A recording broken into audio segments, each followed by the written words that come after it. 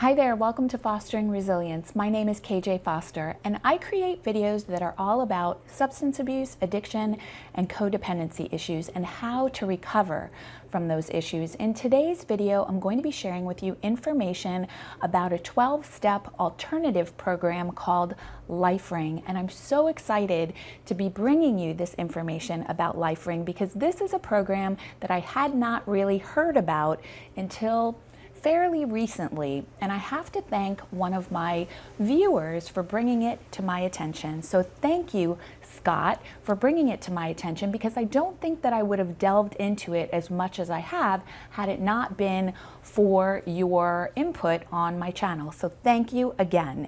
And because I took the time to really delve into it and look at it, I can't even believe how much it aligns with my philosophy. And I'll share with you a little bit more about that when I talk about what it's all about, because I'm going to share with you what it's all about. I'm going to share with you what is it. I'm going to share with you something called their 3S philosophy and something called their A versus the S, which is really what totally aligns with everything that I believe. And also I'm going to share with you some frequently asked questions regarding LifeRing. So be sure to stick around also for the end of the video because I have something very special to share with you today. So be sure to stick around. Okay, first a little bit about what is LifeRing.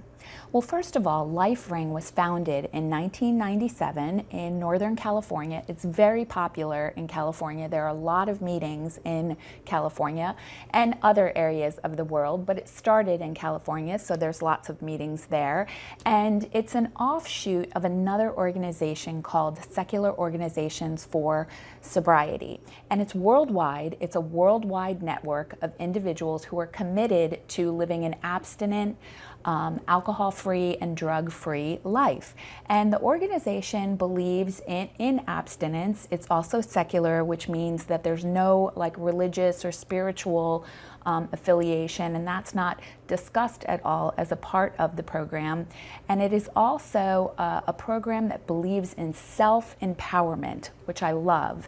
And it's also a peer-to-peer led program, and it's led by volunteers who are referred to as conveners. And also it's a program that focuses on the individual creating their own program of recovery. So it believes that, there are definitely different ways in which people can get sober, right? And that there's no cookie cutter approach to sobriety. And so just as much as there are people who have hit varying bottoms, right? So there are people that have had high bottoms, there are people that have had very low bottoms in terms of when they get to the point where they decide, they want to live a healthier lifestyle. And because there are so many differences in our experiences and the way in which we get to the point of deciding that we'd like to live this alcohol and drug-free life, that means that there are that many different ways in which people can and choose to get sober. And so they embrace that and they recognize that. And a big part of the program is about the individual creating a program of recovery that is geared towards and specific towards that particular person. And they're involved in creating that program for themselves, which I love, and it's just beautiful. So that's a big part of their program, is focusing on that self-empowerment as opposed to a higher power or relying on a sponsor or relying on doing particular steps. It's much more relapse prevention based and education based, and also this idea of empowering the individual within themselves. LifeRing's philosophy centers around something referred to as the 3 S's.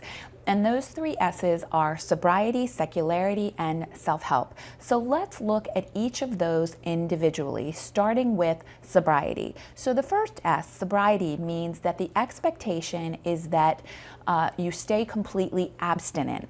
So LifeRing welcomes anyone who is struggling with alcohol or any other drug issue, but the expectation is that you stay completely abstinent from both of those, okay? So for example, if you're somebody where maybe heroin was your issue, but you plan on continuing to drink, then that's not somebody that should really be attending a LifeRing meeting, because their expectation is that you stay completely abstinent. So another example is somebody who maybe drinking was their issue, but they still plan to smoke pot. Again, that's not really somebody that where LifeRing is really a good fit for them, because LifeRing's expectation is that you remain completely abstinent from all alcohol and narcotic drugs, or drugs that had been giving you an issue. And there's something that participants of LifeRing practice that's called sobriety priority, which means that you don't allow anything to get in the way of your sobriety. In fact, their motto is, we don't use, we don't drink, no matter what. The second S stands for secularity, which means that LifeRing welcomes individuals of all faith and even no faith.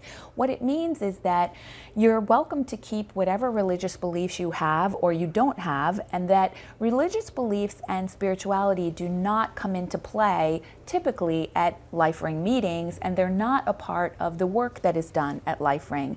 LifeRing encourages people who may be participating in a 12-step program already that they can participate in both 12-step recovery and LifeRing, but the main difference is that LifeRing believes in human efforts and self-empowerment rather than divine intervention.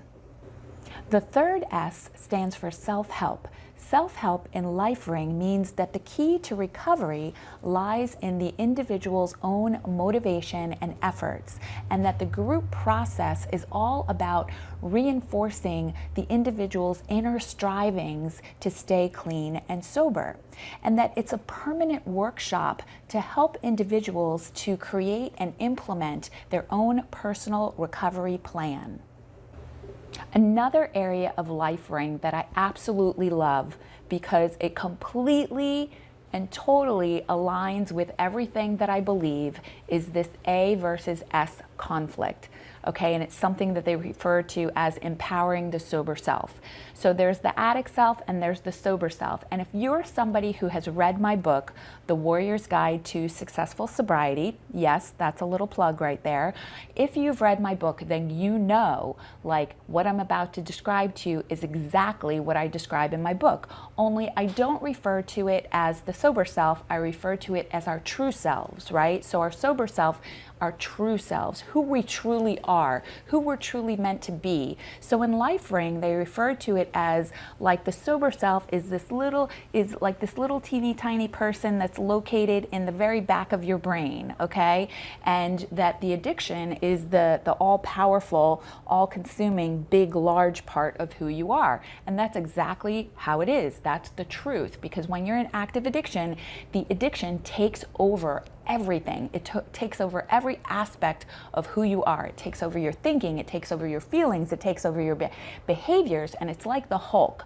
And your true self, okay, what LifeRing refers to as your sober self, is this little like atrophied person, you know, who's been like laying in a hospital bed for months and months and months and tries to get up and get out of the hospital bed, but their muscles are so atrophied that they can barely move. They're so weak. They have no power, right? This is where the concept of, for me, powerlessness comes from. Your true self, your sober self, is the powerless one, but you're not forever powerless. The whole idea of recovery is to build the strength and the power of your sober self, your true self, to make that person stronger and more powerful until the flip takes place, okay? And that your sober self, your true self, is the most powerful part of who you are. And it's really not until that flip takes place, the addiction, the addict self, is weakened as the sober self, true self, is made more powerful, right? It's not really until that total flip takes place, that we're really in a position of strength, okay? That we're really kind of out of the woods and starting to really feel strong and feel better, and we're no longer in this like uphill battle, right? They refer to it in LifeRing as this uphill battle. I referred to it as like I pictured myself when I was in active addiction of being in the bottom of this pit and I'm trying to climb out of the pit. Anyway, the idea is that this whole idea of power, right? And that's why I love LifeRing, because it is really about the power. And one of the things that I've always really had a conflict with when it comes to 12-step recovery is this idea that we are forever powerless, right? We're forever powerless against our addiction. And I don't believe that for a moment. I am so much more powerful now than I have ever been in my life, and that is because I have spent time and energy focusing on and building up my true self, my sober self, so that the addiction is like the little teeny tiny part that's in the back of my brain now. And this is what LifeRing does. They focus on building and empowering the sober self to make it stronger and stronger and stronger until it's more powerful than the addictive self. Love that. Here are some frequently asked questions regarding LifeRing. I'm not going to address all of the frequently asked questions. If you go on their website at lifering.org, there'll be a tab that you can click on that's all of the frequently asked questions, but I thought that I would address a few of them here to help you to better understand LifeRing and get a better sense of what it's all about. So a few of the frequently asked questions are, number one, is LifeRing a treatment program? And no, the answer is no, it's not a treatment program. It is a network of support groups. So it doesn't adhere to or promote any type of therapeutic approach. It is a support group, and as I've already shared with you, the philosophy of that support group. But I think something that myself as a counselor, as a clinician working in the field, I think that for someone who can't afford to or can't otherwise get to like an outpatient treatment program, that this is an excellent choice in terms of going and getting some really great education regarding relapse prevention, being able to develop your own personal recovery plan. So I really think that it's a great option for somebody who can't otherwise go to outpatient treatment. Does LifeRing have sponsors?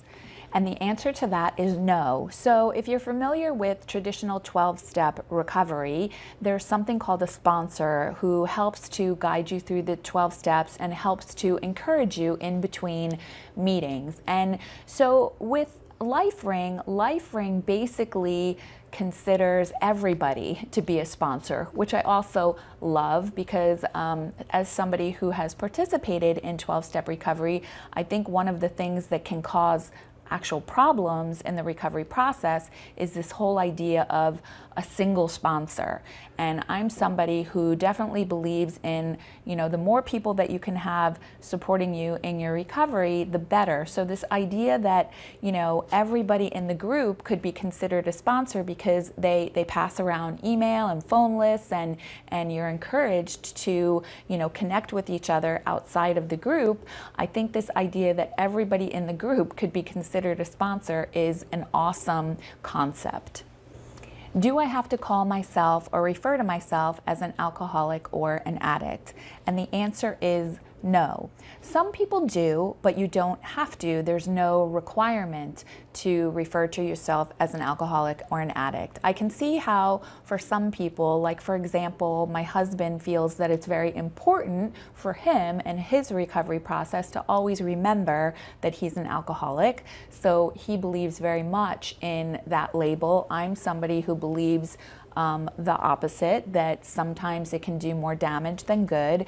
But the answer, I seem to be giving my my subjective opinion to these answers. So just keep that in mind, that I'm answering the question, but there's a little bit of subjective opinion that I'm throwing in there as well, because I can't help but contrast it between my experience with 12-step recovery and what they offer in LifeRing. So the bottom line is no, there's no requirement to refer to yourself as an alcoholic or an addict or any other labels of any kind, but you can if you choose to do so. Are LifeRing meetings confidential? Confidentiality and anonymity is encouraged by LifeRing, but it is also encouraged that if being open and honest about your recovery will strengthen your recovery, if being open and honest about your participation in LifeRing will encourage and empower your recovery and strengthen your recovery, then of course LifeRing supports that as well. I think that the key point to understand whenever it comes to any program of recovery and confidentiality and anonymity is that we as individuals always have the right to share with anyone and whomever we choose our own participation in any recovery program, right? I have the right to disclose to whomever, issues and information about my life. What I don't have the right to do is to disclose somebody else's participation without their knowledge or consent. Is LifeRing just for atheists and agnostics? And the answer is no. About 40% of participants of LifeRing are members of religious organizations. The difference here with LifeRing is that it is not permitted to be a part of the discussion, okay? So when you're at a LifeRing meeting, it's not about religion, it's not about spirituality, it's about talking about the A versus the S, creating your own personal recovery plan, talking about, the importance of the 3 S's and all of that. So it's not, they don't believe in divine intervention, so that is not going to come into play, and if it is brought up, then that's something that's going to be shut down and not permitted to be a part of the meeting. But no, it's not just for atheists and agnostics, it's for anybody and everybody. As a matter of fact, I am somebody who would be considered religious. I belong to a religious organization. I'm somebody that considers myself to be not only spiritual, but yes, I am religious as well. But LifeRing sounds amazing to me, and I would love to participate in a LifeRing meeting, but it's open to anybody and everybody. That doesn't mean I have my own separate, my church, my support group for that particular area of my life. This is where I can go and work on my recovery, and it doesn't have to be a part of my religion or other spiritual practice. How is LifeRing different from AA or NA? The main difference is that LifeRing believes that each individual has the power within themselves to stay clean and sober, and that power is the sober self, and that the sober self just needs to be encouraged and developed and strengthened in order to help that person to stay clean and sober, and that any person can stay clean and sober despite whether they believe in a higher power or they don't believe in a higher power. And I love that. Does LifeRing cost anything? No, a basket is passed for voluntary donations to defray costs, but nothing is required. So no, it doesn't cost anything. What is a LifeRing meeting format like? Meeting formats can vary, but typically a meeting will begin with a "How was your week?" format, where participants are encouraged to share about their highlights and their heartaches from the past week, and also their plans for the coming week.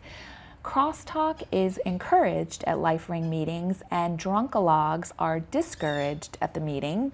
The meeting ends with a round of applause, encouraging each other to stay clean and sober for the week ahead. Can friends and loved ones of individuals struggling with alcoholism and drug addiction attend LifeRing meetings as well? And the answer is yes. they can attend as long as they are clean and sober at the time of attendance. And it should be noted that programs are being created right now within LifeRing for family members themselves.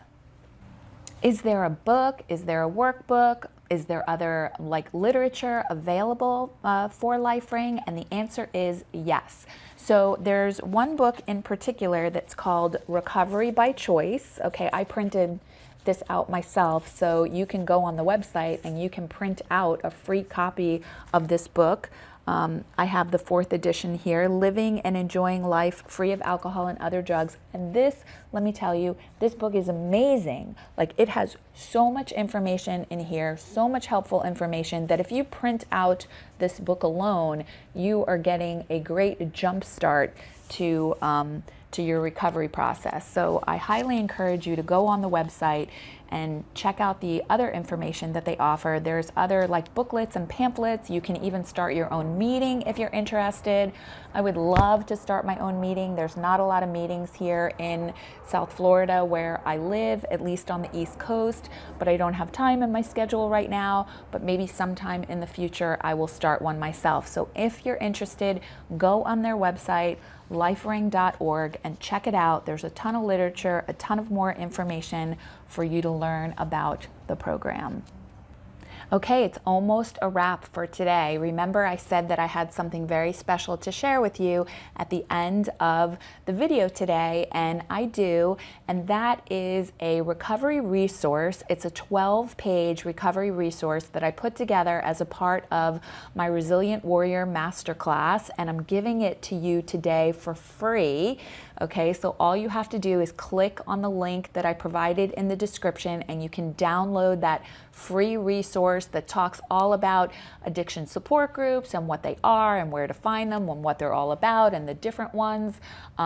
Like I said, 12 pages for individuals, family members, links to websites, really helpful information. So go ahead and grab yourself a copy of that today, because this video is the only place that you're going to find that aside from participation in my Resilient Warrior Masterclass. And if you're interested in that, there's also a link in the description to get some more information regarding that Resilient Warrior Masterclass. And I also have a free live recovery training webinar every single Thursday, 7 p.m. Eastern Standard Time. There's a link in the description if you'd like to go ahead and register for that webinar.